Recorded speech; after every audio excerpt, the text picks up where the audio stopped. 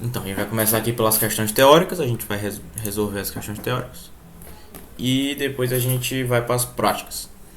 Então, ele tá pedindo aqui para a gente explicar com as nossas palavras, né, a diferença entre os formatos ASCII 2 decimal e o formato decimal empacotado, além da explicação, diga as vantagens de cada um. Então, vamos aqui para a luzinha para a gente fazer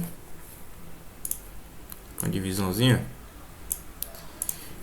Opa, melhor, eu vou fazer desse lado aqui e a gente faz em outra folha depois. Pronto, ASCII 2, né, formato ASCII 2 decimal, basicamente é o que? É quando a gente consegue representar um número, representar cada dígito do número com caracteres ASCII 2, né? Então, por exemplo, quando a gente vai representar um valor, sei lá, 10, a gente vai representar cada dígito do valor 10 usando caractere ASCII 2. O 1, né, o primeiro dígito, é o que? É 31, né? E o 2 é o que? O 2 não, o 0, 30, né, que é em hexadecimal. Então, o formato ASCII 2 basicamente é o que? A gente consegue representar cada dígito do número com caracteres ASCII 2. Onde cada dígito ocupa um byte. Então, por exemplo, se a gente tem aqui o valor, sei lá, 3.600, se a gente for representar ele em ASCII 2, lá na memória, como é que ele vai estar esse número decimal? Vai estar aqui lá na memória, né? E cada espaço na memória, cada byte vai guardar um valor. Então a gente vai ter o 3. O 3 é o que? 33 hexadecimal, né? O 6 é o que? 36. O 0 é 30. E o 0 é 30. Então a gente consegue representar os números, no caso 3600, dessa forma aqui, em ASCII 2. Isso aqui é muito útil, pessoal, quando a gente está trabalhando com chamada de sistema, quando a gente está trabalhando com strings, a gente está trabalhando com caracteres específicos. Porque é o seguinte, se a gente tem instruções para manejar caracteres, a gente não precisa fazer a conversão. Porque é o seguinte, vamos pensar que a gente está tratando aqui de uma chamada de sistema. A chamada de sistema vai pegar do usuário algum vai pegar do usuário algum caractere, vamos dizer assim. Chamada de sistema read vai pegar lá do usuário um caractere qualquer, um caractere de um número, que seja, por exemplo, 9. Aí pega outro caractere, sei lá, 1. Ou seja, vai pegar os caracteres 39, depois 31. E sei lá, ele quer que some. Só que você vai estar somando isso aqui, né? 9 com 1. Então é bom, você tem instruções que dá pra fazer essa soma sem precisar ficar convertendo. Por exemplo, 39 menos 30 é o que? É 9. Pronto, aí você consegue fazer a manipulação. Não, aqui você já consegue fazer utilizando sem precisar fazer essa conversão. Isso é bem interessante. Então, a chamada de sistema, como ela já retorna os valores lá na memória em caractere normal, ASCII 2, então se você conseguir manejar esses ASCII 2 que a chamada de sistema retorna usando instruções, já facilita muito. Então, resumindo o que a gente falou aqui, formato ASCII 2 decimal, a gente consegue representar um número, né, na memória com o caractere ASCII 2, onde cada dígito desse número ele é um caractere ASCII 2 que ocupa um byte, né? Então é como se cada número ele fosse um string de caracteres em ASCII 2. Essa parte ficou entendida, pessoal? Essa parte ficou bem entendida? Sim, né, Joia? Então, Ficou. beleza. Vamos aqui para a próxima. Depois eu dou uma incrementada aí na nossa resposta. Vamos aqui para o BCD. A gente tem dois formatos BCD. Tem o empacotado e o não empacotado. O professor quer saber da empacotada. A gente vai falar aqui dos dois. Bem, o formato empacotado, o que ele diz? Que a gente consegue representar a cada dois dígitos de um número, né, como se fosse um caractere hexadecimal. Eu não sei se eu consegui ficar claro o suficiente, mas você vê que a gente consegue representar dois dígitos de um número em 1 byte, como se fosse um hexadecimal. Lembrem lá de circuitos digitais, como é que era o formato BCD em circuitos digitais. A gente tinha lá, só escrever aqui, BCD. A gente tinha o que? Do 0, 0, 0 até o... Pronto. Esse aqui era o nosso range. O range era de 0 a 9. Então 10, você não conseguia representar 10 em BCD. Você tinha que fazer... se você quisesse representar 10, você tinha que usar 2 nibbles, ou seja, você tinha que usar 1 byte. Então 10, né? Então tá aqui. Veja aqui que um caractere ele ocupa 4 bits. E um caractere e um número de 2 caracteres ocupa 1 byte. Então veja que o maior valor que a gente vai conseguir fazer caber em 1 byte é 99. Isso aqui dá pra gente pensar como se fosse dois monitorezinhos, dois displays de 7 segmentos. Então se a gente tem aqui um display de 7 segmentos, ele vai seguir o formato BCD, né? Então se a gente quer, por exemplo, fazer caber 8, a gente pode utilizar um display de boas. Só que se a gente quiser que caiba o valor 81, a gente tem que dessa vez fazer dois displays, né? Dois displays. E o 1 eu coloco aqui. Então cada display ele é BCD, né? Então dessa mesma forma, o formato BCD, cada dígito ele é representado por um nibble de 0 a 9. Só que o formato BCD empacotado e não empacotado eles diferem no sentido que o empacotado a gente consegue representar dois dígitos em 1 byte, ou seja, a gente consegue pegar o nibble mais alto e o nibble mais baixo de 1 byte e representar nele dois dígitos. Já o não empacotado, a gente tem o nibble mais alto daquele byte, a gente não usa ele. Vou dar um exemplo aqui. Então, só para complementar a nossa resposta, o BCD empacotado a gente consegue representar dois dígitos do número em 1 byte no formato hexadecimal, né?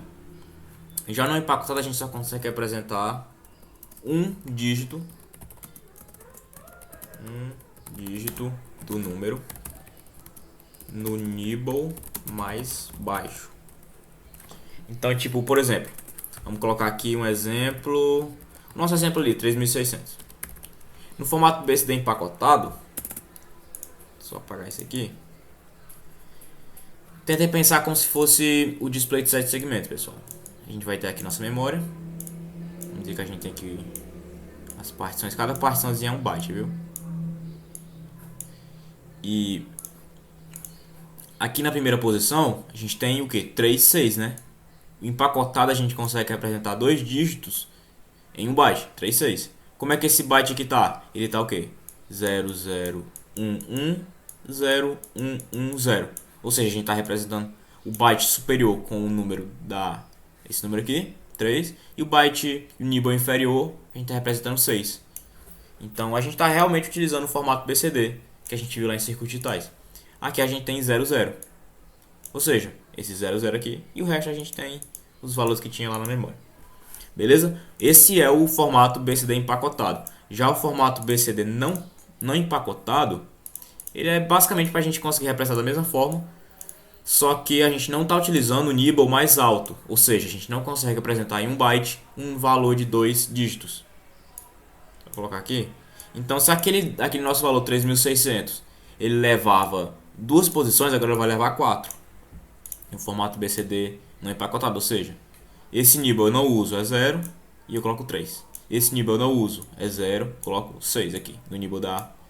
É como se a gente conseguisse fazer isso aqui, viu, pessoal? Aqui é 8 bytes e aqui é 4 bytes. Aqui é o que? Aqui é 0. 0. Esse nosso 0 é esse 0 aqui, viu? E aqui é 0, 0, onde esse 0 da direita é esse 0 aqui. Então,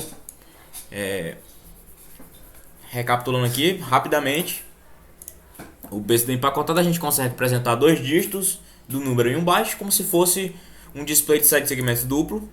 E no empacotado a gente só tem um display de 7 segmentos por byte, é basicamente isso. Deu para entender mais ou menos a ideia? Deu para entender mais ou menos?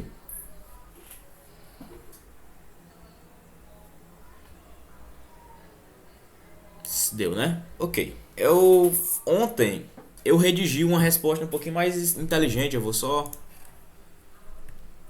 Pronto. Deixa eu voltar a apresentar aqui. Então, só lendo aqui o que eu falei, né? Que na ASCII 2 decimal a gente consegue representar, né? Cada dígito do valor com o caractere ASCII 2. Ou seja, cada byte leva um dígito. E a utilidade melhor disso é para operação com caracteres e strings. Ou seja, a gente consegue, por exemplo, quando um usuário insere os números por meio do terminal, a gente consegue fazer operações utilizando esses números, ainda em ASCII 2, né? Utilizando as instruções próprias para isso. Já o BCD empacotado, como o professor já até falou uma vez, a gente consegue trabalhar com valores de números quebrados, né? Tipo, tem um valor decimal, digamos assim. Eu acho que fica melhor usando o BSD. Eu acho que isso, pessoal, se deve porque é o fato de você tem números melhores, né? Porque é o seguinte, em um byte você cabe o quê? De 0 até 255. Você tem 8 bits ali. Usando o BCD empacotado, você tem como colocar de 0 até 99, basicamente. Então aqui você tem digamos, mais bits livres. Eu consigo ver dessa forma, você tem mais bits livres e você consegue ter valores melhores de precisão quando você vai fazer aquela parada lá da mantice e tal, que a gente vê em IAC. Eu acho que se deve muito a isso. Então você consegue melhorar aí a questão dos erros de arredondamento, você não tem muitos erros quando a gente utiliza o formato empacotado. O não empacotado eu não vejo muitas utilidades. Só que a gente logo vê que se a gente trabalha aí com timers, se a gente trabalha com displays visuais, a gente trabalha com alguma coisa mais visual assim, o formato BCD ele é bem mais interessante. E até mesmo também se a gente for fazer uma calculadurazinha, alguma coisa assim, é interessante utilizar o BCD. Eu não sou muito capaz de opinar porque eu nunca utilizei. A gente utiliza mais em circuitos digitais, né? Então se você está trabalhando com circuitos digitais fica mais fácil de você dizer. Então, ficou entendido essa questão da ASCII 2 decimal e do decimal empacotado, pessoal? Ficou entendido? Ou vocês tiveram alguma dúvida aí? Eu não tenho dúvida não. De boa. Então só lembrem disso, que cada byte do BCD empacotado comporta 2 dígitos do número de 0 a 9, de 0 a 9 cada nibble. O não empacotado só comporta o nível mais baixo, de 0 a 9. E o ASCII 2, cada byte comporta um dígito de ASCII 2, né? Então vamos lá para a próxima. A próxima. Se a minha internet cair aí, vocês me perdoem, viu? Para a próxima aqui. Explique detalhadamente o processo de passagem de parâmetros por referência em um procedimento, escrevendo um procedimento com passagem de referência, explicando como será o acesso aos dados. Passagem de parâmetros de referência, explicar como... Pronto, o que ele quer saber, em suma, o que ele quer saber? Como se dá o processo de passagem de parâmetro por referência e como a gente consegue fazer o acesso aos dados. Então, vamos dizer que eu tenho um programa, beleza? Vamos dizer que eu tenho um programa aqui, eu vou para a próxima página. Eu tenho um programa que eu passo um array, um endereço de um array para aquele programa como parâmetro, e eu estou passando também o tamanho daquele array. Estou passando o tamanho daquele array como parâmetro. Então veja aqui, quando eu for acessar aquele array, eu vou estar acessando não pelo valor, e sim pelo endereço. Então você consegue ver dessa forma como se você estivesse usando ponteiros, que é basicamente a mesma coisa. Eu tenho aqui o meu programa, né? Depois de ser compilado. Só que tem uma pegadinha. Eu tenho dois módulos. Vamos ver assim. Eu tenho um módulo principal, que é a função principal. Eu tenho um módulo que eu chamo de módulo operante, um módulo secundário, que ele vai ter as funções auxiliares. Então aqui no módulo principal, tá escrever aqui, main. Eu estou chamando aqui uma função, sei lá, vamos dizer aqui, a função array fill. ela vai encher o array com zeros, sei lá. Então eu vou estar passando aqui para array field da main o endereço da array e o tamanho de array. Só que esse array ele tá aqui na main, né? Então aqui na main vai ter um array, por exemplo, de 4 posições, sei lá. Então como é que dentro de array a gente consegue acessar um endereço de memória que está em outro canto, né? Então a gente consegue facilmente provar isso alegando que eles dois estão no mesmo espaço de endereçamento. Então no espaço de endereçamento a gente consegue acessar qualquer coisa. Ou seja, veja só, eu estou passando aqui um endereço daqui. Estou passando aqui o endereço e aqui dentro vamos dizer que eu tenho algumas instruções, eu vou caminhar naquele array. Então eu consigo, por exemplo, colocar um valor aqui, depois eu venho para essa posição, aí coloco um valor, venho para essa, coloco um valor, venho para essa, coloco um valor. Então a gente consegue meio que facilitar o processo de a gente consegue facilitar o processo aí de manuseio utilizando essa forma de referência. Porque quando você passa, você pode até ver. Eu vou botar aqui no nosso SASM.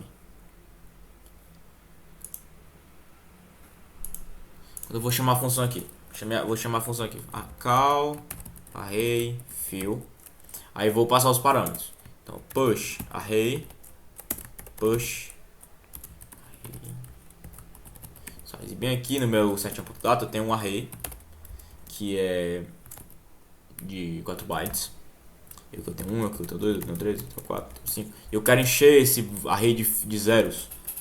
E eu vou aqui array size EQU array dividido por 4. Prontíssimo. Então, dessa forma a gente consegue chamar array fill. E lá em array fill vamos dizer que a gente tenha array fill. A gente tem aqui enter 0,0 leave head. Então aqui no nosso array fill, o que a gente vai fazer? A gente vai conseguir acessar esse array aqui, ó, que está no módulo principal, em outro módulo aqui, ó, só por meio dessa referência. Isso é bem legal, só por meio dessa referência, aliás. Então aqui eu posso fazer, por exemplo, move eax array, ou melhor, array não, pessoal, perdão, ebp mais 8, ebp mais 12, ebp mais 8. Então olha só, já consigo acessar o meu parâmetro usando ebp. Então eu vou colocar aqui em si, aliás. E vamos dizer que eu possa fazer isso aqui, ó, move, né, si 0, né, vou colocar aqui um loop desse. Então se eu der um addS4 aqui e eu colocar em SX o contador, SX ebp mais 12, eu dou um loop aqui pra cá. Então é para eu conseguir dessa forma preencher meu array de zeros. 26. Certo, tem que colocar double word aqui. Pronto. Vamos só ver aqui se funcionou. Eu tenho aqui meu array, né? Opa, pulei. Tá em SI. Nosso array. Que é o endereço 4. Endereço 2. Vamos só ver que você está fazendo do jeitinho que eu quero. Olha, coloca 0, depois coloca 0. Vai colocar 0 em todos. Coloca 0 em todos e depois sai. Então veja aqui, a partir do meu módulo, a partir desse meu módulozinho auxiliar, eu consigo acessar por meio de uma referência. Por meio de uma referência que eu passei por parâmetro. Ó, referência que eu passei por parâmetro, eu consigo acessar aqui uma coisa que está nesse outro módulo. E é basicamente a utilidade de você utilizar. Ficou redundante. A utilidade de você utilizar passagem por referência, você conseguir acessar. Além de você conseguir acessar múltiplos endereços naquela origem, você também conseguir até modificar. Então, olha só, eu estou acessando esse 1 e colocando ele para 0. tô acessando esses dois e colocando ele para zero. Então eu tô acessando múltiplas posições a partir dessa posição inicial e tô modificando elas. Então, eu espero que tenha ficado meio claro isso. Então, lá na questão já até pediu como é a passagem por referência, como é o acesso aos dados. Vou só ver o que eu coloquei lá na minha. Eu coloquei lá na minha. Então, resumindo, a gente consegue acessar de um módulo, a gente consegue acessar outro módulo que tem. A gente consegue acessar um array desse módulo, por exemplo, nesse outro módulo. E se dá porque eles têm o mesmo segmento de dados, a gente consegue utilizar eles porque eles estão no mesmo espaço de endereçamento. Então, essa questãozinha toda. Então, se você tivesse a oportunidade de responder essa questão de novo, você já ia saber que qual a utilidade? Você consegue passar um endereço, a partir desse endereço você consegue acessar outros endereços, modificar o que tem nesses endereços. Por que você consegue fazer isso? Porque você consegue em um módulo alterar endereços de outro módulo, porque eu passei a referência, eles compartilham mesmos espaços de endereçamento, a gente consegue modificar endereços uns nos outros, né? Agora sim me chamaram. O povo aqui não tem muito respeito não. Mas enfim. Entenderam essa questão? A questão de passagem por referência? Ou vocês querem que eu faça um exemplo? Sim. Sim, né? Eu não fiz exemplo porque eu achei ela bem simples, mas se vocês quiserem eu faço um exemplo mais aplicado. O que vocês querem aí que eu faça? Se tiver bem Por mim pode passar. Por mim não tem problema não. de boa. O que você acha aí, Rubens? Eu acho que é bem simples ela. Rui, aliás, perdão.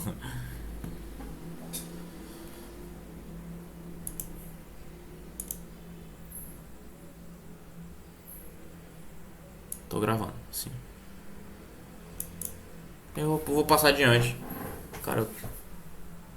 Entendi. Ok. Eu não vou fazer essa questão aqui porque ela é muito. Inclusive eu até já fiz aqui um exemplo, né? Não sei se isso aqui valeu. Isso aqui basicamente é o que eu fiz aqui. Passei a referência, o tamanho do array, coloquei o tamanho SX, o contadorzinho, o array, a referência eu coloquei em SI, e a partir dessa referência, de um módulo, nesse outro módulo aqui eu consigo acessar seus elementos daquela, a partir daquela primeira referência eu consigo acessar outros endereços, consigo fazer referência a outros endereços e colocar zero em todos eles. Então eu consigo, eu estou adicionando 4 em SI e em cada posição 4 bytes à frente da outra eu estou colocando 0 e fazendo loop. Dessa forma eu consigo fazer o acesso por meio daquela referência. Basicamente é isso. Vou para a próxima aqui. Mostra como essa questão aqui foi muito mal escrita, viu? Mas basicamente ela quer que você diga como é que a pilha como é que um procedimento se comporta, utilizando parâmetros e variáveis locais, e como a gente consegue fazer a remoção dos parâmetros de uma pilha. Então isso aqui é uma questão bem interessante. Eu até expliquei ela na monitoria passada, que eu gosto até de ver a base da pilha dessa forma aqui, ó. Vamos dizer que eu chamei a função principal e eu empilhei o EBP que estava antes daquela função principal, que ele geralmente é zero, e dessa forma eu construí a base da pilha da função principal. Vamos dizer que ela não tem parâmetros. Então eu utilizei essa pilha aqui para algumas coisas, tarará,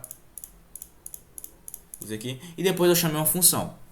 Vou chamar uma função. Agora essa função que eu chamei, ela vai ter alguns passos. Qual é o primeiro passo? Quando eu vou chamar a função? Passar os parâmetros. Então aqui eu vou ter, por exemplo, dois parâmetros daquela função principal, aquela função que eu chamei. Depois que eu empilhei os parâmetros, eu vou ter que empilhar o endereço de retorno. Quando eu faço a instrução call ela empilha o endereço de retorno. Então vai ter aqui o endereço de retorno. Então, vou colocar aqui. Vamos colocar aqui, parâmetros. Primeiro passo, empilhar os parâmetros. Segundo passo, endereço de retorno, que quem empilha pra gente é a instrução call.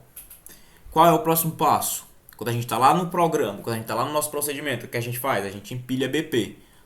Mas esse BP que a gente está empilhando aqui é BP, é o nosso BP original.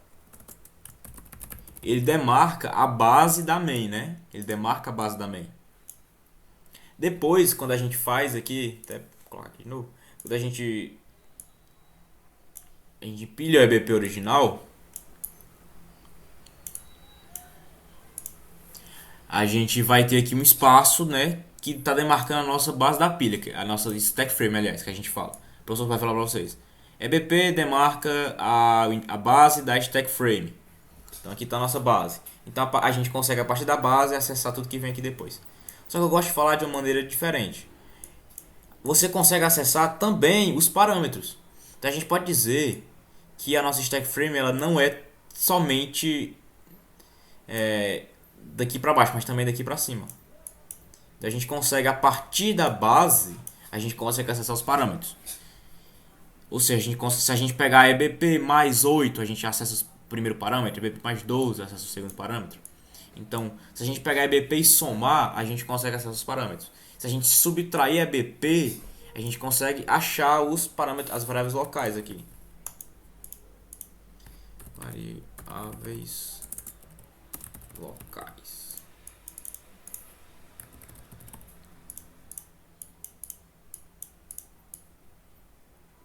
Olha só.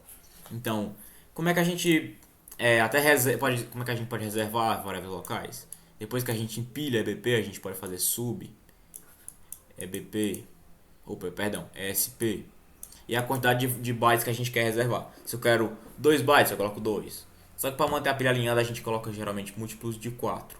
Ou seja, 4, 8. Se eu quero 2 variáveis locais, eu coloco 8. Então o que eu faço? Meu EBP está apontando para cá. Então se eu coloco sub EBP mais 8, eu estou reservando aqui 8 bytes, ou seja, 2 espaços. Então eu estou colocando o EBP para cá, por exemplo. Vamos dizer que aqui tenha 2 variáveis locais. Então quando eu fizer uma instrução push e pop, ela vai ficar se movimentando aqui depois das variáveis locais. Ou seja, eu não vou estar modificando essas variáveis. Então a gente consegue, no decorrer do nosso programinha, a gente consegue utilizar um espaço da pilha que ela é reservada para variáveis locais, e ao mesmo tempo a gente também consegue proteger o EBP original, o endereço de retorno, os parâmetros. Então a nossa base da pilha, eu gosto de dizer que é tudo isso. A base da pilha ela tem os parâmetros, o endereço de retorno, o EBP original, que é o nosso EBP que está apontando para cá, né? Nosso SP que está apontando para cá. As variáveis locais, aqui tal que a gente fica empilhando no decorrer do programa, tipo push EBP, push ESP, sei lá. Enfim. Então essa parte ficou entendida, pessoal? Como a gente consegue trabalhar aqui com variáveis locais, como é que a pilha fica, né? Eu não sei se eu estou sendo claro o suficiente. Então se eu não estiver sendo claro, vocês digam. Pra mim tá tranquilo, né? De boa. De boa, de boa, de boa. Então vamos aqui utilizar essa mesma função e a gente vai utilizar o que? Só alguém disse alguma coisa. Você vai entender, né? Ok, vamos usar essa função aqui e a gente vai fazer uma explicação mais detalhada. Primeiramente, o que a gente faz quando a gente chama uma função? Parâmetros, né? Olha aqui, parâmetros. Segundo passo, empilha endereço de retorno. O retorno ele é empilhado aqui em call, né? Na nossa função, o terceiro passo é o que? Empilhar EBP. E quando a gente faz isso aqui, ó. Opa. Quando a gente faz isso aqui, a gente já está criando nosso stack frame. Aqui a gente está setando, né? Vamos dizer assim, setando a base da stack frame. Setando a stack frame, na verdade. Fica melhor. E ao final a gente coloca isso aqui, a gente retorna, a gente dá um pop EBP, a gente dá um hatch n. Né? No caso aqui eu estou fazendo 2 parâmetros, então eu tenho que limpar a pilha depois, né? A pilha eu limpo com 8. E caso vocês estejam se perguntando como é que isso aqui funciona, primeiramente vamos colocar aqui as nossas variáveis locais. Eu quero 2 variáveis locais, como é que eu faço? Sub ESP 8. Vamos pegar essa função aqui, do jeito que ela está aqui. Isso aqui não importa o que está aqui dentro. Melhor, até importa sim. Vamos botar aqui push EBP. Vamos dizer que aqui nesse programa a gente vai modificar EBP. Pop EBP. Então vamos pegar esse programa aqui, ó. E vamos jogar ele lá no nossa luzinha. Páginas, vou colocar aqui pra gente conseguir estudar ele, como é que ele funciona.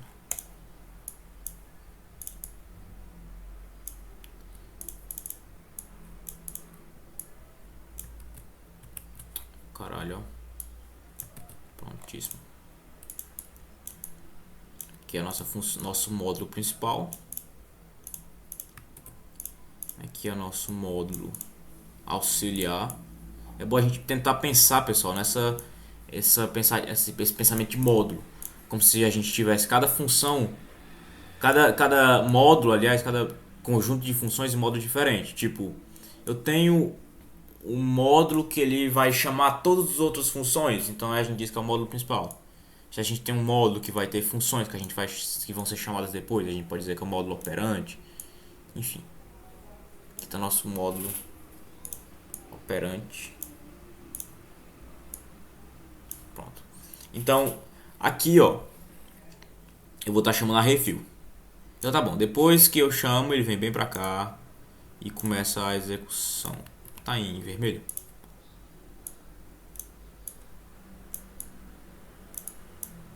Ok, pronto. E eu vou criar a nossa stack.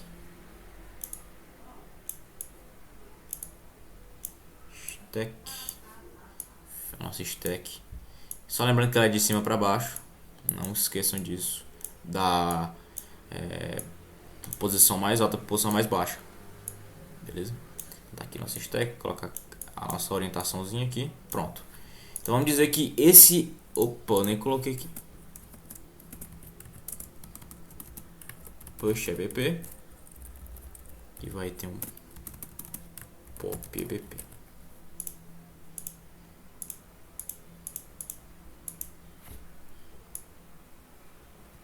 Deixa assim. Pronto. Deixa assim mesmo. Então aqui eu vou ter o quê? Só diminuir isso aqui.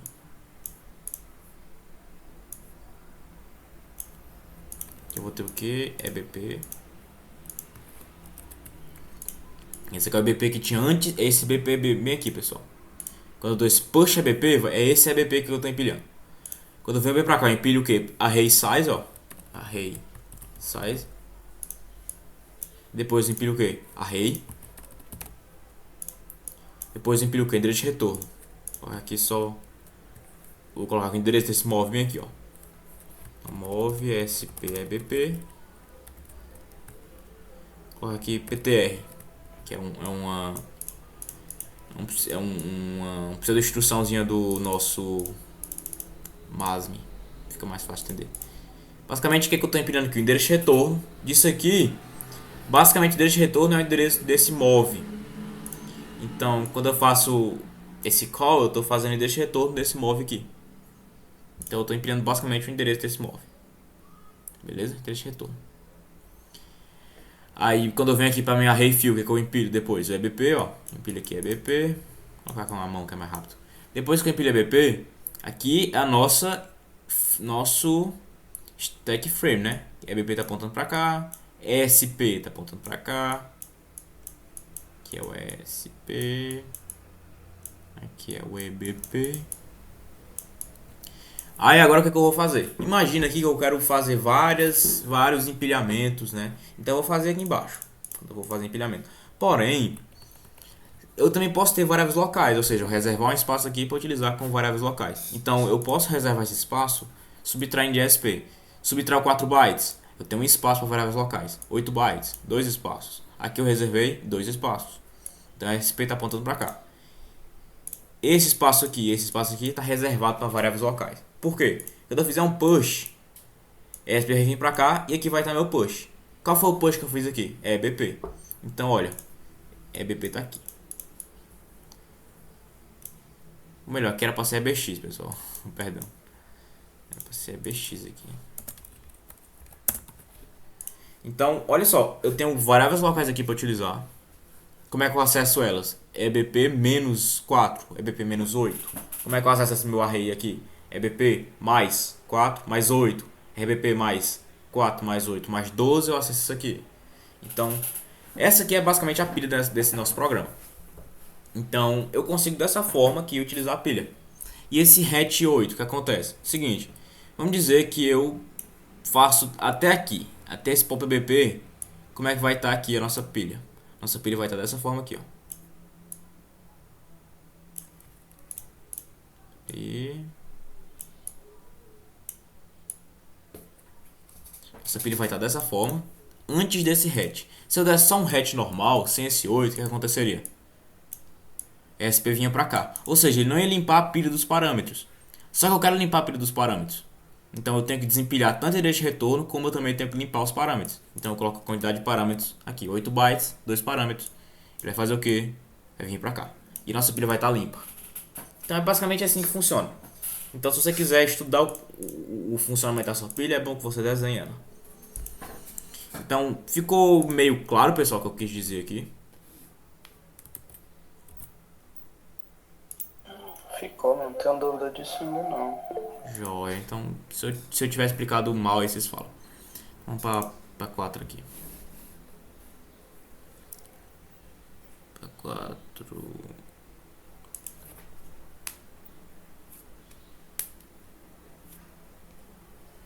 A 4, se eu não me engano, é pra gente fazer uma questão. Tá aqui. Escreva um breve programa principal escrito em C e uma função com passagem de parâmetro pela pilha em assembly. Seu programa principal deve chamar essa função. Ao final, descreva como ocorrerá a interação entre as duas partes do seu exemplo. Não pode usar exemplos vistos. O Wagner fez com vocês a questão do fatorial? Cara, não lembro não, mas eu fiz. Eu resolvi e mandei. Ah, ele fez, né? Não, mas eu tô dizendo assim, fatorial sem ser o fatorial recursivo. Fatorial iterativo mesmo.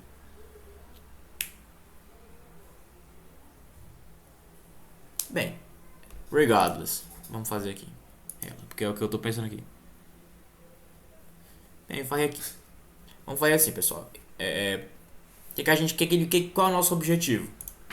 A gente fazer um programa em módulos. Aqui é uma parte bem legal isso. A gente vai fazer o que? A modularização aqui. Modularização. Eu ia dar uma aula sobre isso, eu tenho até os slides aqui, só que eu acabei nunca dando aula. Eu acabei nunca dando essa aula. E modularização aqui. Então o que eu tenho que fazer? Eu tenho que criar um módulo em C. Esse módulo em C, o que ele vai ter? Módulo em C. Ele vai ter nossa função principal. E nosso módulo em assembly ele vai ter uma função que a gente vai chamar ASM. Só que veja só, quando eu compilar esse troço aqui, eu vou ter um executável, perdão, um binário realocável. Quando eu compilar esse troço aqui, eu montar esse troço aqui, eu vou ter um binário realocável. Então eu tenho que juntar esses dois aqui num binário executável, né? Então a gente tem que fazer com que eles se conversem, a gente tem que fazer com que eles se juntem ao final. Então vamos aqui pro nosso... Vou criar aqui nos documentos, eu vou criar aqui uma pasta chamada fatorial. E vamos criar aqui um fatorial. Primeiramente, vou criar um ponto C. Nosso ponto C eu vou colocar aqui o include, né? stdio ponto h. E aqui eu vou criar a nossa int main normalzinho. Eu quero chamar a função fatorial. Então eu vou primeiramente ter que criar aqui essa função no nosso assembly. Então eu não tenho como eu fazer nada aqui se eu não tenho a função, né? Então primeiro eu vou ter que fazer a função. Só para o nosso retorno zero. Então eu vou lá no nosso assembly. Vou criar uma função fatorial.asm. Então section.text, né? E aqui eu vou ter que deixar a função global. Quando a gente quer lá no nosso ponto .h, né, ponto .hpp, a gente tem que deixar a nossa função, tem que deixar o protótipo da função. Como é que seria o protótipo da função aqui? Seria o quê? Eu quero fazer assim, fatorial, né, int fatorial. E eu vou colocar o que ela recebe. Ela recebe um int, né, e ela recebe um int, na verdade. Ela recebe só um int. Vou dizer que seja int a. Então tá aqui nosso protótipo. Veja que ele não tem aqui as chaves, ele tem só o ponto e vírgula, então ele é um protótipo. Tá só dizendo que aquele protótipo ele existe, aquela função existe e ela pode ser chamada. Ou seja, ele está basicamente importando aquela função. Aqui no nosso assembly, a gente vai primeiramente dizer que aquela função existe e exportar ela para que ela possa ser acessada aqui. Então, como é que a gente faz com que uma função ela seja acessada por outros módulos? A gente utiliza a diretiva global. Então a gente coloca aqui global factorial, o que eu estou dizendo? Esse endereço, esse label, ela é visível aqui nessa main. Quando eu pegar main e juntar com fatorial, quando eu pegar main aqui e juntar com fatorial, se eu fizer alguma referência a fatorial aqui dentro da main, eu não vou ter problemas. Por quê? Porque eu já, além de eu ter feito aqui eu estar exportando esse endereço para cá, lá em main eu vou estar importando também meu endereço. Ou seja, aqui eu estou importando o endereço fatorial e aqui eu estou exportando o endereço. Então tudo conversa muito bem. Então a gente consegue começar. Então o primeiro passo para a gente começar é o que? Setando nosso stack frame. A gente seta stack frame. Quando eu fui fazer essa questão, eu tive só um problema que quando eu escrevi o nome do módulo lá no C, ele tipo deu erro, conflito. Sério? Sério? Aí eu tive que tirar o nome daí e só exportar como objeto. Aí que deu certo. Tu exportou como? Quando eu colocava o nome da... É porque eu criava só um... Eu só montava os dois arquivos e depois eu linkava, né? Mas quando eu coloquei o nome do procedimento antes no C, que é a função, ele deu erro. Tu deve fazer dessa forma aqui então? Exatamente. Eu tô até com um exemplo aqui, eu fiz todas as questões. E como é que rodou? Mas ele dá só um warning, ele não dá um erro, ele dá um warning de Ah, tá, entendi. que pode ter um procedimento aí que não está definido, mas ele, quando você linka, ele funciona normal. Ah, tá, mas é só um erro. Você tem que usar isso aqui, ó. Ink. Você tem que usar isso aqui, eu acho. Mas é porque tu colocou em uma pasta separada ou tu colocou na mesma pasta? A mesma pasta. Ah, eu não sei. Não sei não. Mas enfim. É só deixar claro aqui essa questão da modularização nessa parte do ponto O. Do ponto O, não, do nosso... Do ponto O também, mas também do global. Seguinte. Se eu vou acessar um endereço que não está aqui, ou seja, está em outro canto, então fica mais ou menos assim, ó. Ele acessa um endereço em algum canto, só que ele não sabe onde é. Então, lá no nosso ponto O, nosso relocável, ele vai estar acessando endereços em outros cantos, só que ele não, meio que ele não tem acesso, que a gente não montou tudo ainda, né? Então, eu tenho que dar uma forma de deixar aqui meu endereço visível para que quando ele for montar, ele saiba onde é que ele está. Então, aqui eu deixo, vamos dizer que aqui eu quero acessar um procedimento X, e o procedimento X está aqui. O que eu tenho que fazer para aquele procedimento X ele seja conectado aqui no procedimento de montagem? Eu tenho que deixar ele global, ou seja, eu tenho que deixar ele visível. Então vamos desenhar aqui uma lâmpada horrível. Aqui, ó. Tá visível o nosso procedimento. Então eu estou incluindo esse procedimento aqui e aqui eu estou exportando esse procedimento.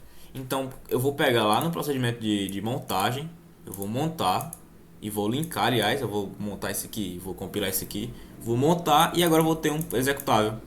Onde o executável vai estar usando a função aqui, que eu chamei aqui, né? Então dessa forma a gente consegue usar um programa. Esse processo de modularização eu acho que o Wagner já passou para vocês. Mas isso aqui ficou bem claro, pessoal?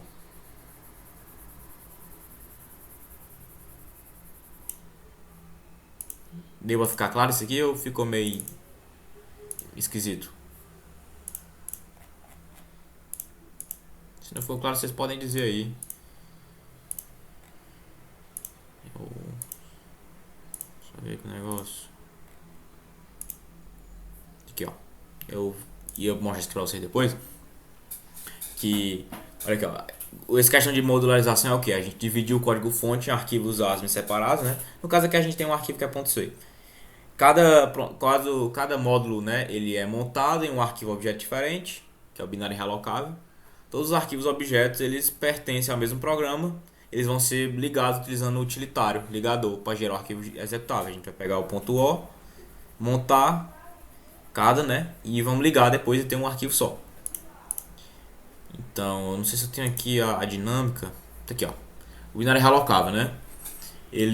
O arquivo binário de um código-fonte, ele faz referências externas, só que às vezes essas referências elas não estão dentro daquele programa, e sim, não dentro daquele arquivo, e sim em outros arquivos. Então, se a gente for executar só, por exemplo, o main.o, que está fazendo referência a um soma.o, o EIP ele vai apontar para um endereço que não tem nada, já que a gente não especificou nada ali. Só que se a gente está especificando em outro módulo, a gente tem que juntar o arquivo objeto referenciado com o arquivo objeto que está referenciando. Assim as referências vão estar no escopo do espaço de endereçamento do processo, já que a gente está juntando todos os códigos. Então a gente só vai estar gerando um arquivo, um binário executável desses dois.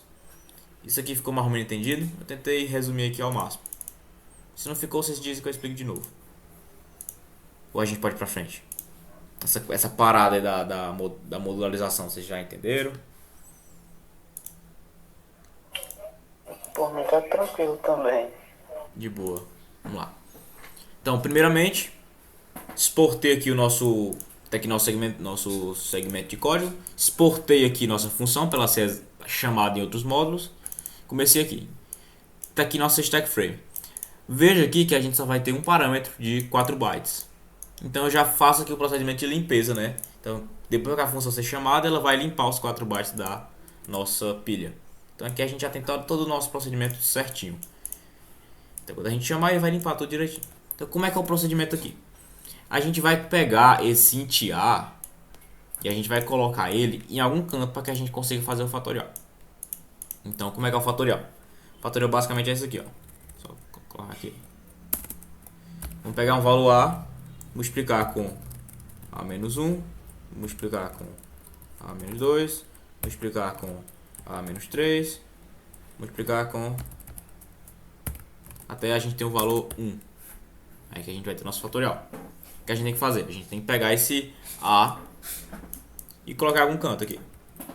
Então vamos pegar esse a e colocar, por exemplo, em EAX. Pegar esse a e colocar em EAX. Isso aqui é BP mais 8 acessa nosso primeiro parâmetro. Tá colocando em EAX. Lembra que a instrução mul ela deixa que a gente multiplique por valores que estão em AX. A gente, por exemplo, tem AX e outros valores. A gente consegue ficar multiplicando dessa forma. Então, se eu pegar aqui, por exemplo, mul, sei lá, só the word é BP mais 8, eu vou estar multiplicando o que? AX com o valor que estava aqui nessa coisa aqui. Só que veja que um negócio interessante.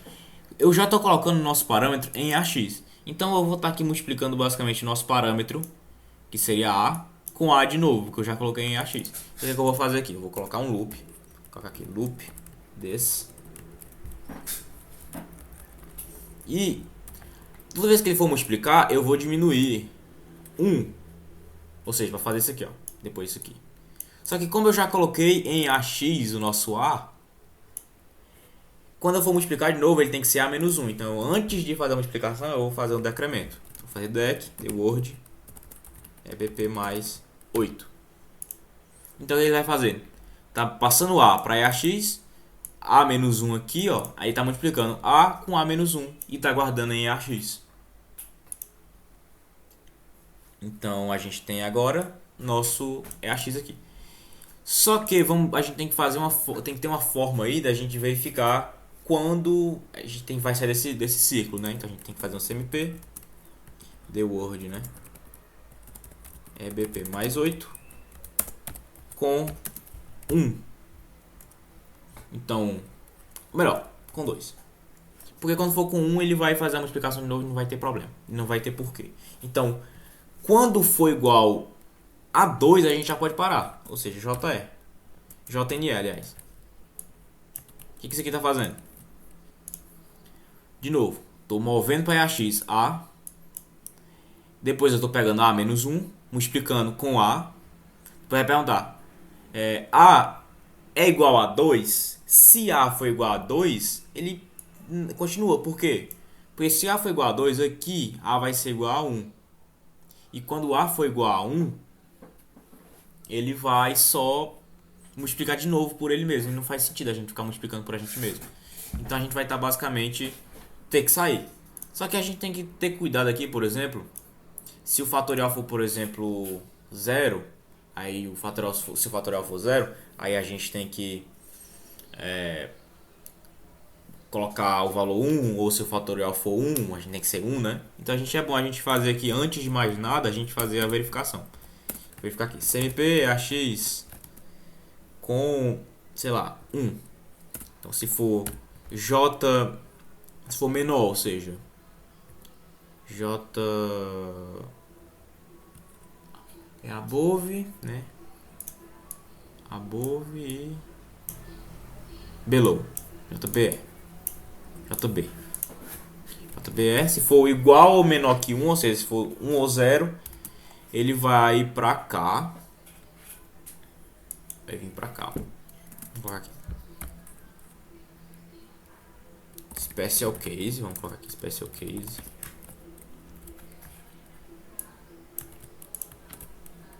Aqui no Special Case ele vai colocar basicamente move pré-AX. Ele vai estar movendo 1. JBE não, você quer um Se bem que não. Como é? Como é? Ah, tu tá falando com... Não, aqui... Quanto que é o número com sinal? Mas aqui a gente tá tratando sem sinal.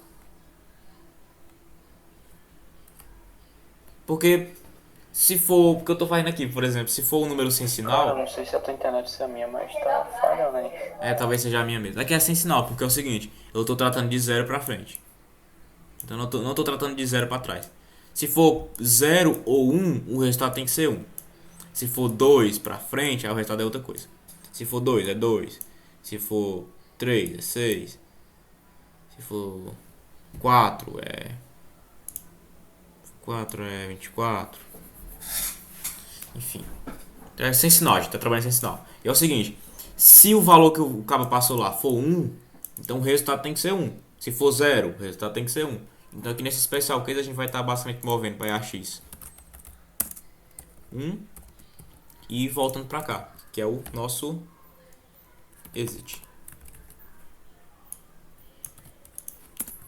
Jump, exit. Tem formas mais otimizadas de fazer, só que eu estou fazendo dessa forma aqui para ficar mais claro. Então, de novo, primeiramente, pega o parâmetro A e coloca em AX. Depois, verifica se AX é 1 ou 0. Se for 1 ou 0, ele vai ter que colocar 1. Ele coloca 1 em AX, né? Ou seja, vai retornar 1, porque o retorno fica em AX. E sai do programa. Se for maior do que 1, ou seja, se for 2 ou 3, o que ele vai fazer? Ele vai... por exemplo, se for 2, vai fazer. Vai colocar... Tem 2 em AX, aí aqui vai ter o quê? Aqui vai ter 1, né? Vai multiplicar. 2 com 1 é o quê? 2. Vai verificar. É melhor colocar aqui JB também, né, pessoal?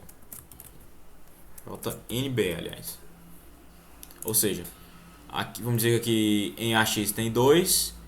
Aqui no parâmetro tem 1. Vai multiplicar. 2 com 1 é o quê? É 2. Aí vai verificar aqui se o nosso parâmetro, que é 1 agora, ele é menor ou igual a 2. Se ele não for menor ou igual a 2, ele faz o loop. Se ele for maior, se ele for menor ou igual a 2, ou seja, se ele for 1 ou 0, aí ele sai. Beleza? Eu coloquei o NE aqui. Eu não sei se eu consegui ficar claro o suficiente, mas é isso aí. Já já a gente volta aqui e a gente revisa. Mas enfim, tá aqui nosso programa. Agora vamos chamar. Primeiramente vamos pegar aqui o nosso int A do nosso usuário. Pega aqui scanf, né? Aqui vai ser um D. A. Printf, vamos só mostrar aqui. D. E a gente passa A. Basicamente é isso. Agora a gente vai só montar. Vamos montar isso aqui, vamos compilar isso aqui e vamos linkar os dois. A gente vem aqui em CD documentos. Opa. A gente vem em fatorial. A gente vai Pode montar. apertar Ctrl J no VS Code também. Ctrl J. Ah, tá esse terminalzinho, né? Ctrl J. Mas eu gosto aqui, eu acho isso aqui legal. Mas é uma boa ideia também. Main.c. Olha aqui, ele deu um monte. Ah, olha aqui como eu sou burro. Eu fui montar o main.c. Não, deixa de ser burro, cara. Fatorial.asm. Pronto. Agora vamos montar e vamos compilar esse troço aqui. Main-m-c. Né, traço M32, traço C. Ou seja, vamos gerar só o ponto O, né? Não vamos gerar o executável. Do main.c. Ok. Agora a gente vai pegar a GCC, traço M32, main.o, fatorial.o, traço O, fatorial. Fatorial. Vou colocar aqui 1, 2, 2, 3, 6, olha só. 4, 24, 5, 120. Vou colocar 0 pra ver. Retorna 1. Pronto. A barrinha. Então, basicamente, nosso programa aqui é só isso mesmo. Bem simplório. De novo, se colocar 0, ele vai pra 1. 1 vai pra 1, 2 vai pra 2, 3 vai pra 3, 6 aliás, 4 vai pra 24, 5, 120, 6, 720, 7, opa. Enfim. Tá aqui. Nosso brilhante código, eu vou colocar aí pra vocês.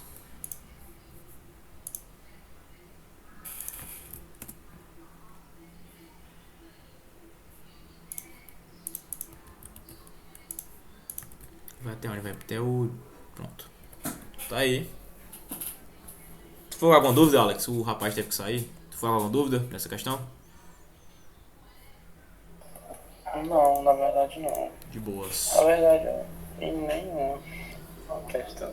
Ah, tô ligado. Então, essa questão do fatorial, basicamente, a gente utilizou aqui um parâmetro apenas. A gente utilizou essa questão lá do... Que eu sempre falo pro pessoal, que é você utilizar sempre o não. O que acontece? Tipo assim, se não acontecer o que você quer, então você faz o loop. O que eu quero que aconteça aqui? Eu quero ver se ele é menor ou se ele é menor ou igual a 2. Se ele não for menor ou igual a 2, aí faz o fatorial. Se ele for menor ou igual a 2, então ele sai. É basicamente isso a questão. Então a gente pode ir para a próxima. Aqui terminamos nossas questões, né? A interação entre as duas partes. A gente pode dizer que a interação é feita por meio da pilha, né? Já que eles compartilham da mesma pilha. Então a gente está passando o parâmetro aqui. Ele está pegando o parâmetro aqui, ó. Pela pilha. Todos os parâmetros são por pilha.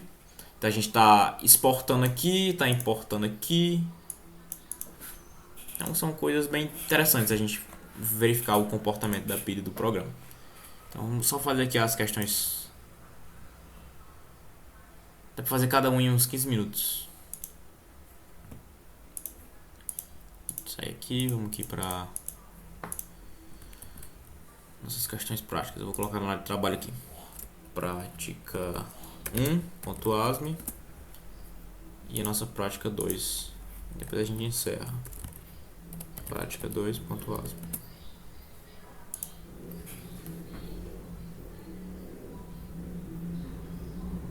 Oxi. Pronto, é pra gente fazer uma máquina de estados aqui, reconhecer uma palavra composta por uma letra, seguida por um número, seguida por um símbolo disso aqui ou disso aqui. Se o programa recebe a string exatamente 3 caracteres, ele imprime isso aqui ou isso aqui. De acordo com cada caso, a gente pode usar printf, scanf. Então é bom que a gente faça a nossa máquina de status. Então, Cara, nessa questão eu errei por conta que eu tratei mal o caractere. caractere, né? Mas os criminosos que fez um tratamento errado. Tu acha que tu errou o que especificamente? Não tenho certeza. Eu errei isso na validação da letra, porque eu considerei maiúsculo e minúsculo. Aí depois eu tratei, fiz errado a função. Aí por isso que não tava rodando. Eu pensei que era mil outras coisas, mas era só a função da verificar se era letra. Entendi. Essa aqui, FSM é um negócio meio paia. Mas a gente tenta dar um jeito, mas eu acho paia. E esse negócio de validação ainda mais com com caracteres. Eu não sei se tu usou printf ou scanf, aliás, ou tu usou chamada de sistema.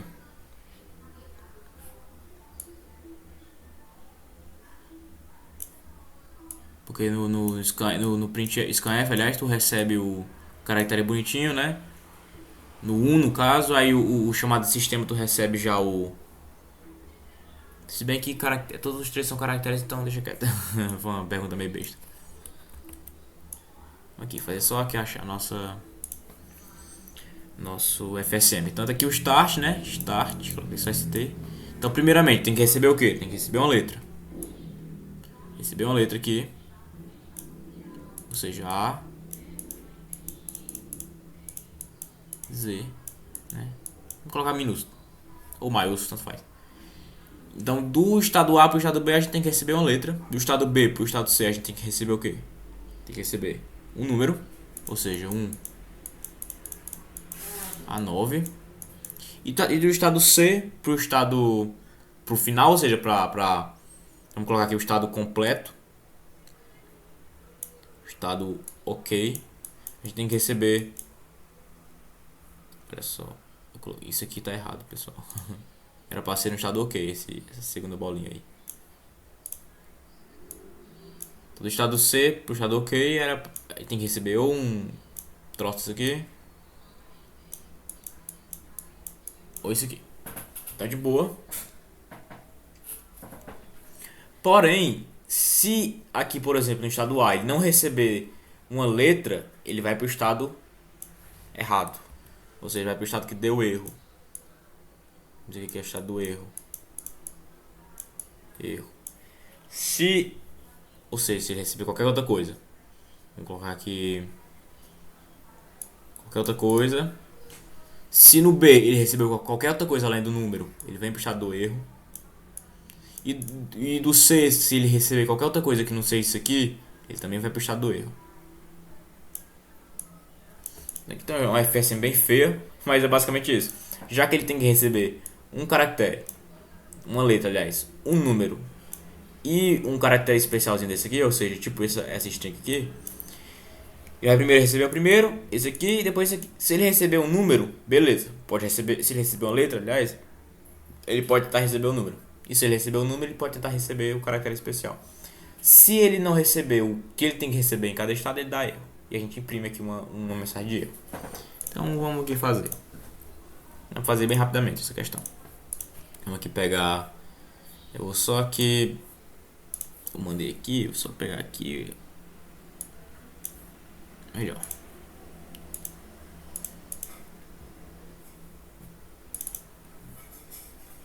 Aqui o modelozinho, porque eu tô preguiça de escrever tudo de novo.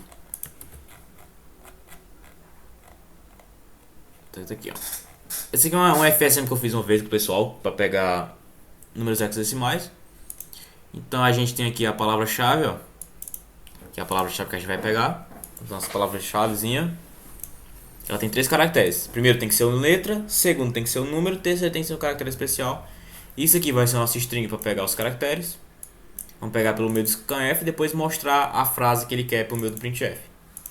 Vou colocar aqui a frase OK. Frase OK. DB. Olha aqui. Palavra reconhecida.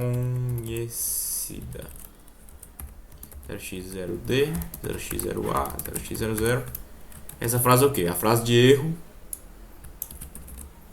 Palavra não reconhecida. Joia. Agora a gente vai receber cada estado e ver o que está acontecendo. Primeiramente eu tenho que usar uma referência, ou seja, tem que usar um ponteiro. SI está sendo meu ponteiro para a memória, ou seja, vai conseguir andar na memória utilizando SI. A gente vai ter 3 estados: estado A, vou colocar aqui, Estado A, estado B, estado C. E o estado de saída.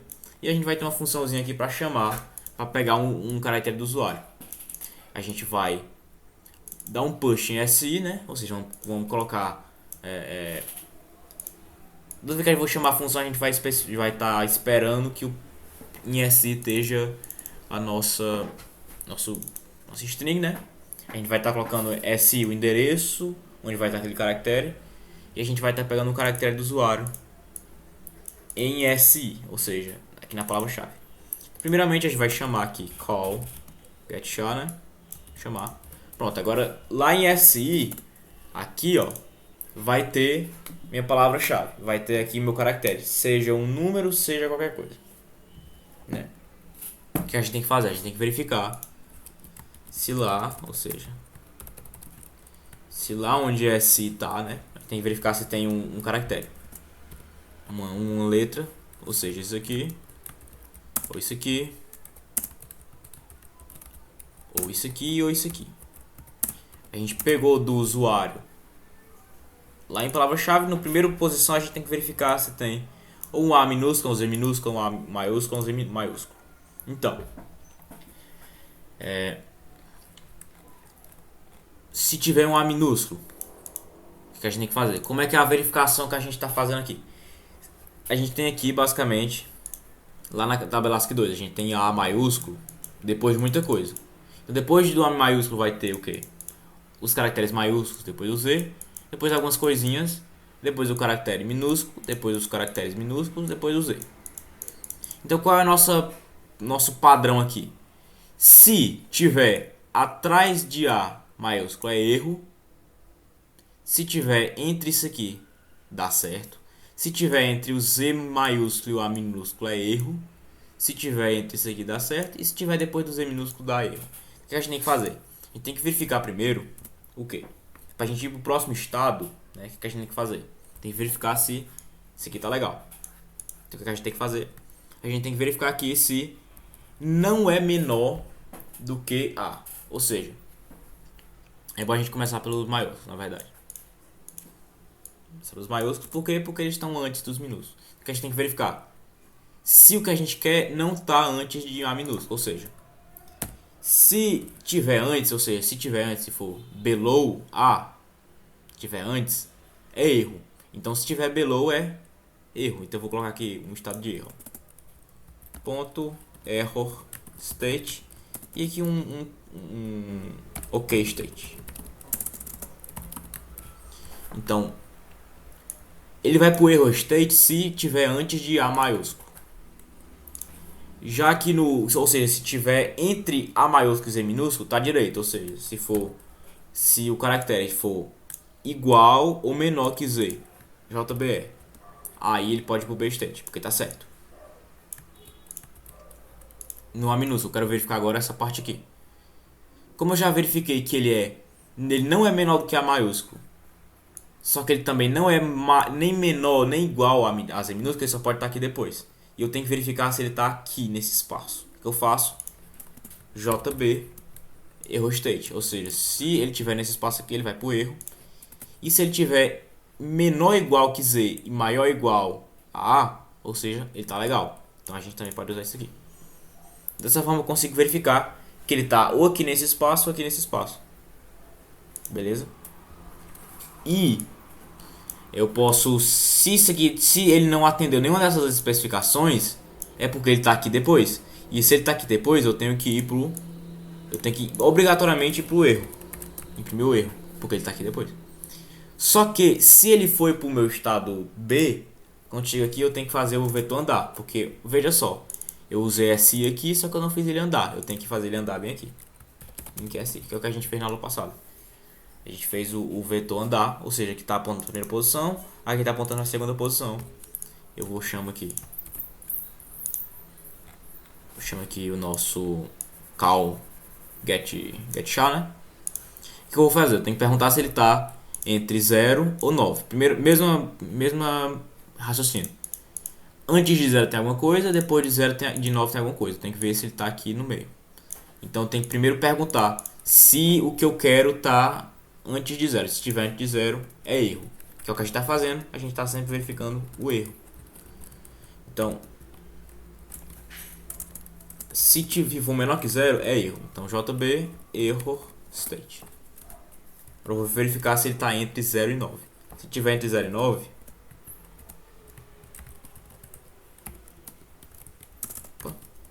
então JB.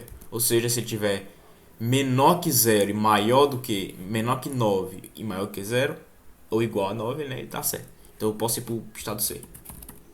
Se não, eu tenho que fazer um jump pro erro state. Beleza? E aqui no C state, o que eu tenho que fazer? Eu tenho que verificar se ele ou é igual a um asterisco ou igual a um arroba. Que é muito fácil, né? Eu só pego isso aqui, ó. Agora eu vou verificar se o caractere que a gente acabou de pegar é um arroba. Se ele for igual a arroba, JE, a gente vai pro state, ó. De novo, se ele não for igual ao arroba, mas for igual a um asterisco, a gente vai pro state. Se ele não for igual a isso aqui, a gente tem que ir pro erro. O erro tá bem aqui, então ele só continua. Então aqui no erro, o que a gente tem que fazer? A gente tem que chamar o printf. A gente empilha isso aqui, ó. Push. Erro.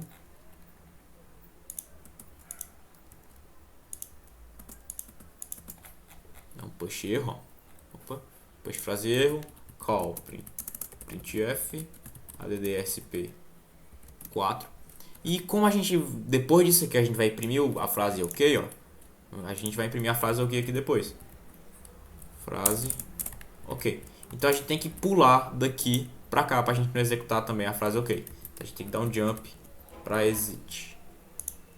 E está aqui, como eu falei, rapidamente a gente conseguiu criar aqui nosso programinha. Não sei se vai rodar direito, porque eu fiz aqui bem rapidamente ele. Mas eu acho que não. Então vamos executar aqui. Tenho 90% de certeza que não vai dar certo. Que não vai dar certo? É, porque eu acho que eu esqueci um negócio aí. Vamos ver. Vamos ver. Eu sempre esqueço alguma coisa, então eu tô bem.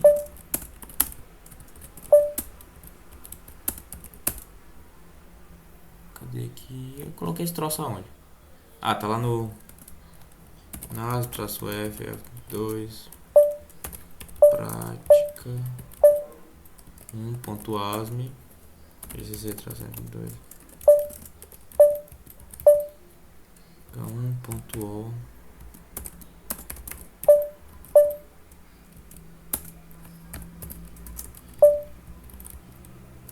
ver aqui um asterisco arroba reconhecida não reconhecida A2 reconhecida A asterisco 2. Tá dando certo. Por que não, tu acha que não tava dando certo? É porque lá na tua função de imprimir ok, tu não coloca o formato Aqui? de imprimir ok. Imprimir ok. De imprimir a resposta certa, ok state é. Qual? Só coloca a frase e não coloca o formato. Mas não precisa de formato não, mano. Porque o que tu tá pedindo pra eu fazer... Porque tipo assim, ó. Quando eu fazia arquitetura, eu sempre colocava o formato, só que depois eu comecei a perceber que não precisava. Porque o que tu tá pedindo pra eu fazer é isso aqui, né? Exatamente. Pronto, mas eu posso muito bem fazer isso aqui. Cadê? Não é a mesma coisa? Pior que faz sentido, né? Porque é a mesma coisa, mano. Porque se tu perceber bem, isso aqui, ó. Isso aqui também é uma string. Isso aqui também é uma string, ó. Aqui é um string e aqui é um string. Então eu posso muito bem fazer só isso aqui. Tá no mesmo. E você tem um ponto. Pois é, quando eu fazia arquitetura 1, eu sempre usava o formato. Só que eu acabei percebendo que eu tava só usando redundância. Eu tava só fazendo a redundância, então se eu tirasse ia dar certo. Acabou que realmente deu. Então eu nunca mais usei.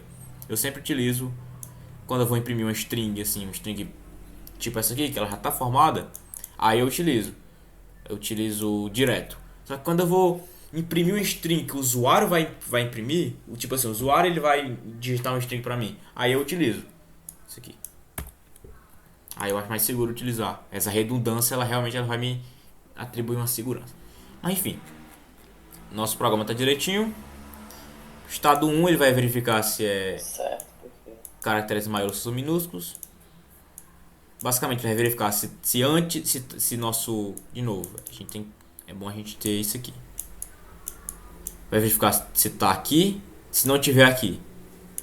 Tem que estar aqui, se não tiver aqui. Ele tem que estar aqui, se não tiver aqui, tem que estar aqui, se não tiver aqui, tem que estar aqui. Ou seja, aqui é erro, aqui é erro, aqui é erro, aqui é legal e aqui é legal. É basicamente isso que eu estou fazendo. Entendeu essa parte?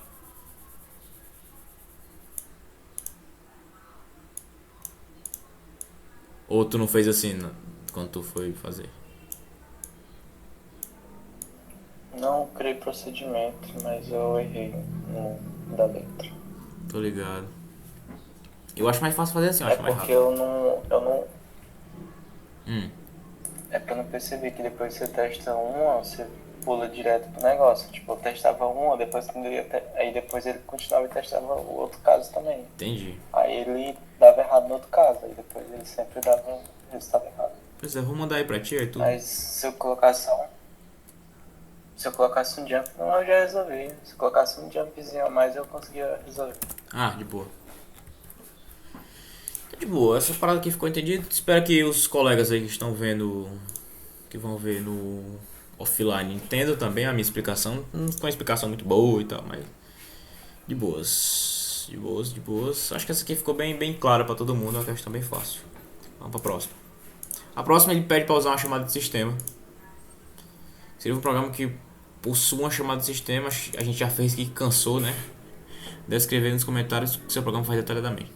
Eu vou fazer aqui a chamada de sistema, usar três aqui chamadas de sistema. Eu vou usar a chamada de sistema de abrir, a de ler e a de fechar. Eu acho que é a que eu fiz na monitoria com o pessoal, eu vou fazer aqui de novo. Eu acho que é bom que a gente utilize ela aqui. Pronto. Puxa BP aqui, né? Fazer um pop BP. E aqui eu vou... Como é que a gente faz a chamada de sistemas? A gente tem que sempre deixar algumas coisas reservadas. Opa, tem que deixar isso aqui. Ó, aqui sim eu preciso do S, porque eu vou perguntar para o usuário o nome o caminho do programa. O que eu vou fazer aqui? Eu vou pedir aqui para ele guardar aqui o meu descritor do arquivo. Pedir para ele guardar no meu caminho arquivo. Pedir para ele guardar também o conteúdo do arquivo. Do arquivo eu quero que ele guarde isso aqui. Muita coisa eu sei, mas tá bom, deixa aí. Melhor não, só isso aqui. Ou melhor, só os primeiros 1000 bytes. Eu acho que a internet tá caindo um pouquinho. Tá caindo? Então, agora melhorou? Um pouquinho muito. Acho que minha tela até travou aqui na tua. Não tem mais nada. Minha internet tá muito ruim esses dias. Mas agora estabilizou um pouquinho. Estabilizou, né? Agora tá no mudo. A gente tava parado no VS Code parado lá direto. Ah, tá é que eu tô no Moodle mesmo.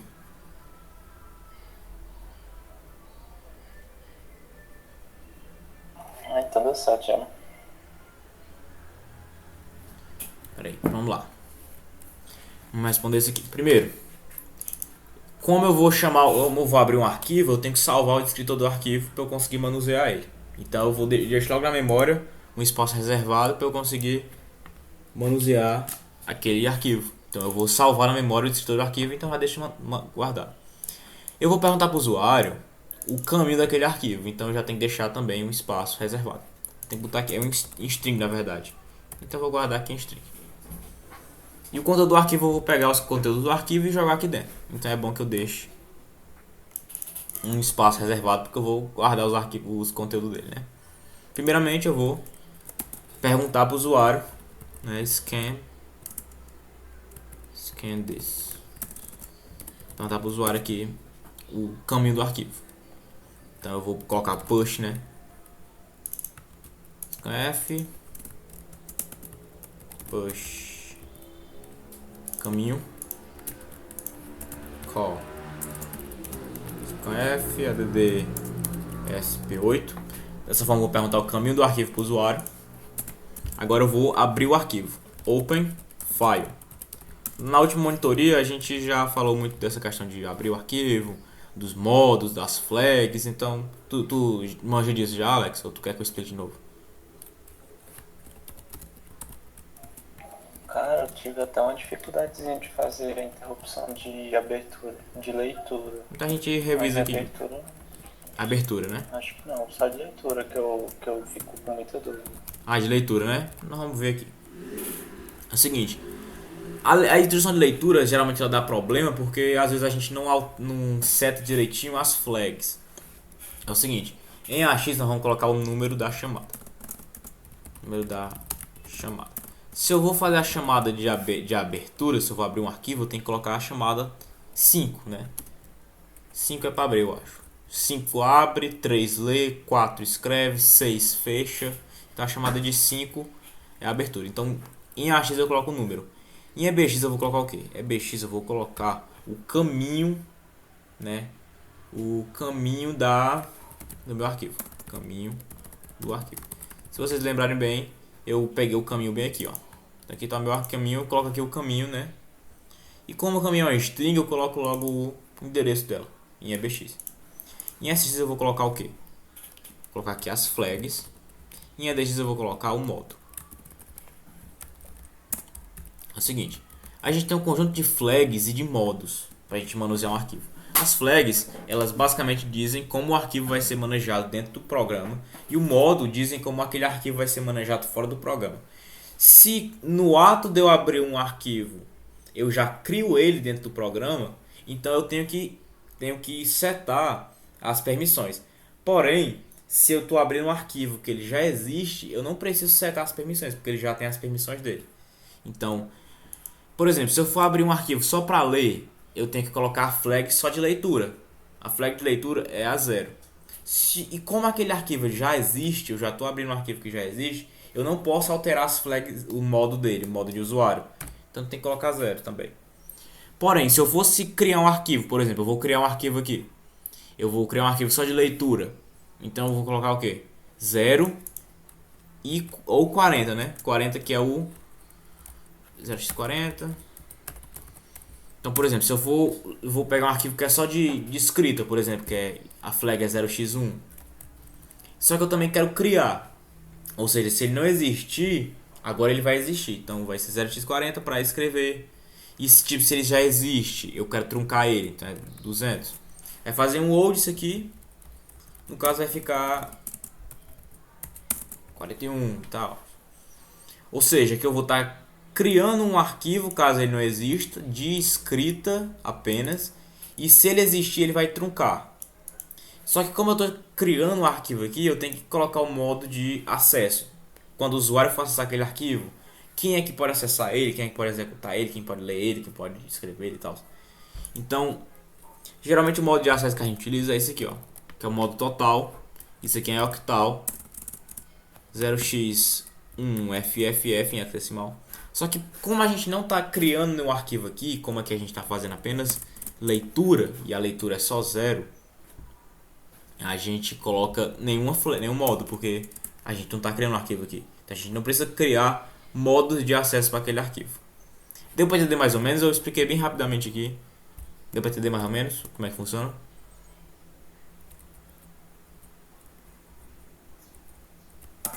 Entendi, só as flags que eu... As flags só conheço as 3 principais. Você tem as flags é o que? De novo, flags como arquivo é manejado dentro do programa. Quais são as flags principais? A flag OREAD, ó, opa, write. Tem também a ó, RD, WR, ou seja, ler e escrever. Tem também a ó, create, ou seja, se o arquivo aqui é só para ler, que é só para escrever, ler e escrever. Se ele não existir, ele vai passar a existir, né? E ó, trunc, ou seja, se ele existir, ele vai ser destruído. Tipo, por exemplo, vamos dizer que eu vou pegar um arquivo Alex e um arquivo Pedro e eu quero copiar as coisas do Alex pro Pedro. Só que o Pedro já existe. Então o que eu vou fazer? Eu não vou destruir o arquivo, eu vou só apagar o que tem dentro dele, para que quando eu copie as cores de Alex para Pedro, eu não tenha lixo, né? Então eu vou praticamente levar o tamanho dele a ser zero. Então a read é apenas leitura, escrita, leitura escrita. Se ele não existir, ele vai ser criado. Se ele já existir, ele vai ser apagado seu conteúdo. Então, como eu quero apenas ler, eu coloco zero. Mas se eu quisesse criar também, era 0x40. Criar e ler, criar e escrever, criar e ler e escrever. Caso ele já exista, trunque ele, né? Você tem que fazer um ou entre elas, que é só escrito, só ler, aliás. E o modo é como o arquivo vai ser manejado pelo usuário, ou seja, quem vai usar aquele arquivo. Só que como aquele arquivo ele não está sendo criado aqui, a gente está só lendo, então a gente tem um modo que já é dele. Só que se a gente fosse criar um arquivo aqui, a gente ia ter que especificar o modo dele. Aqui. Tem que especificar o modo aqui, que geralmente é 777. Deu para entender mais ou menos? Entendeu, né? Pronto. Entendi. Se eu fosse abrir um arquivo de escrita, eu ia fazer assim, ó. Arquivo de escrita, geralmente a gente abre dessa forma: 0x241 0x1ff. Ou seja, todas as permissões para todo mundo. Ele vai ser truncado caso exista, caso não exista vai ser criado e ele vai ser de escrita. Só que a gente está abrindo aqui só um de leitura. Então, a gente abriu agora, ó, chamada escrita de abrir, o caminho do arquivo, as flags, o modo. Agora a gente vai ler aquele arquivo.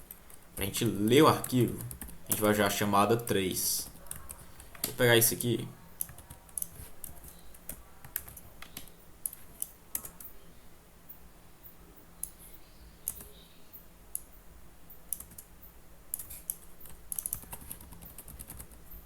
Então, o número da chamada aqui é 3. 3 é a leitura. Eu vou colocar o descritor do arquivo aqui. Olha aqui, eu abri um arquivo aqui e ele retornou em AX o descritor do arquivo. Então, o descritor tem que salvar aqui, ó. Vou salvar. Todos os retornos sempre são em AX, seja de função, seja de chamada de sistema. Então, eu vou salvar aqui, ó. Então, o descritor do arquivo. Opa, perdão.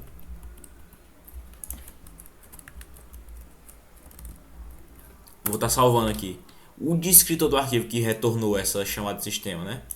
Aqui na memória. Então aqui no meu programa, quando eu for acessar ele, eu só coloco o descritor do arquivo aqui, ó. Então o que eu coloco aqui, ó? Aqui eu vou colocar o buffer. Como eu vou ler de um arquivo, eu tenho que ler em algum canto. Ou seja, eu vou ler do arquivo para cá. Esse aqui é meu buffer, ó. Que é meu buffer. E quantos bytes eu quero ler? Eu quero ler 1000 bytes, né? Então eu vou colocar 1000 bytes aqui. Aqui é a quantidade de bytes que eu vou ler em EDX. Então olha aqui, o conteúdo do arquivo aqui é o buffer, né? Buffer. Para onde eu vou ler daqui para cá. Se fosse a escrita, que é 4, eu ia ler daqui para cá. E eu vou ler aqui, aqui é a quantidade de bytes. Quantidade de bytes. Faço chamada de sistema. Agora eu vou fechar, close file. Toda vez que você abre um arquivo, você tem que fechar ele. Para você fechar, você coloca em AX6. Em EBX, você coloca o descritor do arquivo. Ou seja, escritor, né? Chama a chamada de sistema, interrupção. E voilá, tá aqui nosso código. Vamos só ver se ele funcionou. Para a gente ver se ele funcionou, a gente vai imprimir esse troço aqui. Print conteúdo push aqui. Agora eu vou imprimir aqui, dar um push aqui no nosso scanf-string, né? Melhor fazer um printf-string também. Printf-string.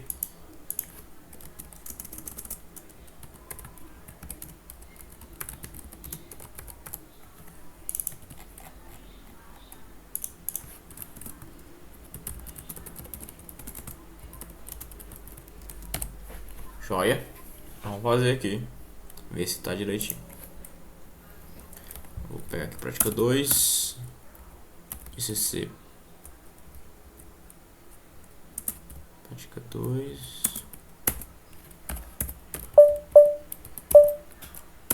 Ver aqui. Vamos pegar aqui um arquivo que eu sei que existe aqui no meu pasta pessoal. Vou pegar esse código.lst.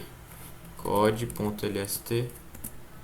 Aqui, ó, ele me imprimiu os primeiros 1000 bytes. Eu venho bem aqui, ó. Você dá pra ver aqui que não tem 1000 bytes aqui, né? Então ele pegou basicamente tudo. Vamos pegar aqui um arquivo que é maior. Pegar esse prática.1 ASM. Prática.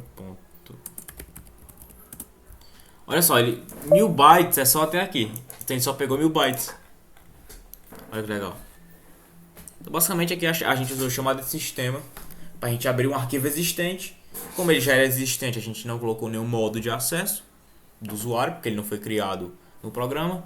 E como a gente abriu um arquivo só de leitura, a gente colocou a flag 1. Entendeu essa parte aqui, Alex? Alexa, perdão. Deu, pai? Deu bem aí? Tranquilo, né? Já, então, com isso a gente termina a nossa prova. A gente está chamando aqui duas funções. A gente também tá usando a chamada de sistema de abrir, de ler e de fechar. Então com isso a gente termina. Eu tenho só a dúvida que eu mesmo tive quando eu tava fazendo sozinho aqui uns trabalhos. Nessa interrupção de read, como é que a gente faz para ler? Tipo, eu tinha um buffer que eu queria que fosse pequeno para poder fazer várias leituras. Sim. Mas como é que a gente faz para poder continuar a leitura? Porque eu sei que se eu chamar de novo, ele vai continuar do conteúdo posteriormente, mas por que ele faz isso, sabe? Pronto, Se eu repetir a função read, ele continua lendo os outros próximos N bytes. Sim, é porque é como se ele tivesse um ponteiro de arquivo. Eu entendo o que tu tá fazendo. Geralmente quando eu faço a leitura, eu também faço assim. Eu deixo a quantidade de bytes, ó, igual a 1. E eu vou fazendo o quê?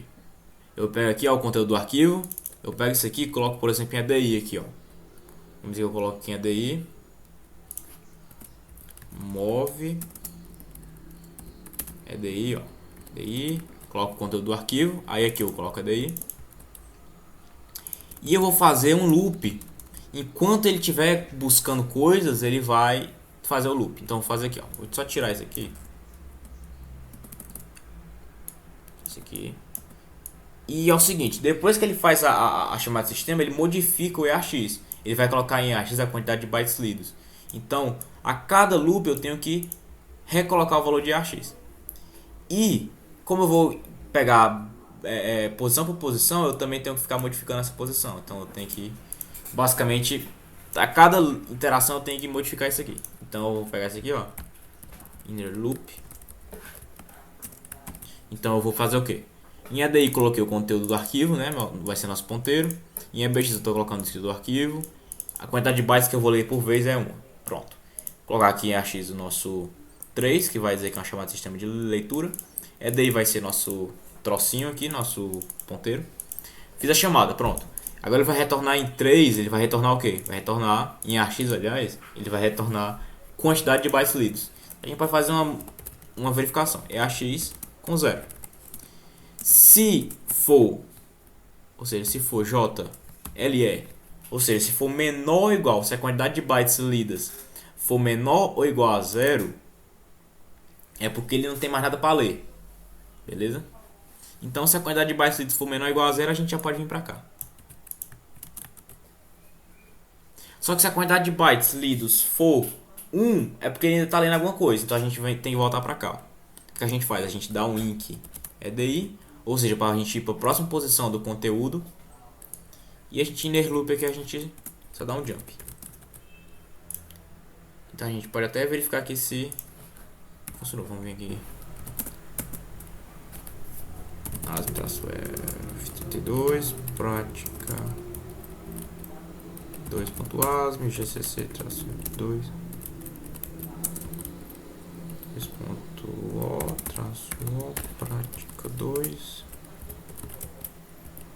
Pronto, vamos vir aqui. Eu vou pegar agora esse prática 1.ASM. Olha só, agora ele pegou tudo. Porque a gente pegou o que tu falou. O que foi que tu falou? Tu queria pegar Tu queria pegar tudo até não ter mais. E é isso que ele fez, ele pegou tudo até não ter mais, ó. Antes ele tinha pegado só até mais ou menos. Até exit, eu acho. Foi até aqui só. Até ok. Até o que, não foi? Até ok state. Aí não mostrou mais nada. De boas. Então agora tu entendeu como é que funciona? Mas esse conteúdo do arquivo não é o buffer? Sim. Só que é o seguinte, você pode utilizar um buffer pequeno. Por exemplo, você pode utilizar, por exemplo, aqui ele com um byte. Só que o que eu tô fazendo aqui? Eu tô lendo em cada posição. Você podia, por exemplo aqui colocar dessa forma aqui, ó. E não colocar esse sync aqui. Pronto, ele ia ler em uma posição só. Dessa forma que ele ia ler em uma posição. Ele ia ler nessa posição. Eu posso colocar até aqui depois. O que ele ia fazer aqui? Ele ia ler nessa posição. Aí ia verificar. Leu alguma coisa? Sim. Leu, aí lê de novo, nessa posição. Ou seja, vai ler sempre nessa posição, nesse buffer. Então sim, você pode fazer isso com um buffer de 1 byte. Só que por que eu fiz daquela forma? Para eu conseguir armazenar todo o conteúdo daquele meu arquivo, eu consegui armazenar nesse buffer. Entendeu por que eu fiz dessa forma?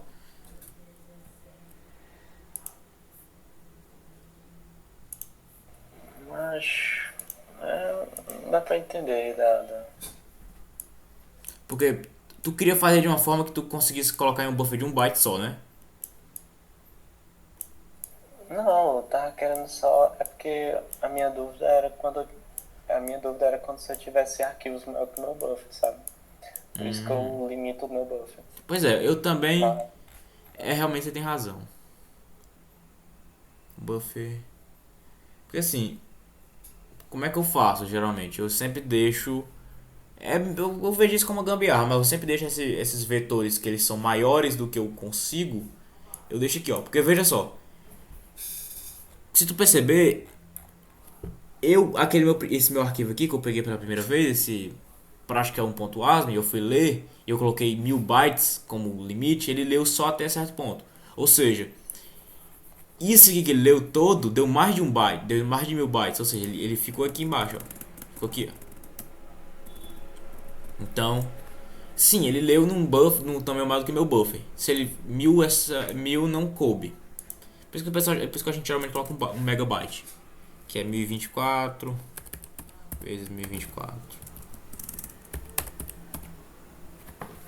Aí iria caber. Mas se seu buffer for pequeno, talvez eu acho que teria que fazer alguma espécie de list cadeada, sei lá. Alocação dinâmica e tal. Pois é. Mas, assim, em tese eu resolvi o que eu tinha que fazer, mas eu só fiquei na dúvida mesmo de como é que funciona. De boa. Tem mais alguma dúvida aí pra gente tratar? Não, por enquanto não. Tá tudo tranquilo. De pra falar a boa. verdade. De boas, de boas, de boas. Se tiver alguma... Exatamente só nessa questão teórica, né? Que a gente tem que escrever, mas de resto eu sei fazer. Beleza. Se tiver alguma dúvida é só chegar aí, nós tira. Sei que é um pouquinho chato pra aprender, só que depois que você aprende, você desenrola. Então... Beleza, valeu. Valeu, cara. Obrigado aí pela... Só terminar a gravação aqui.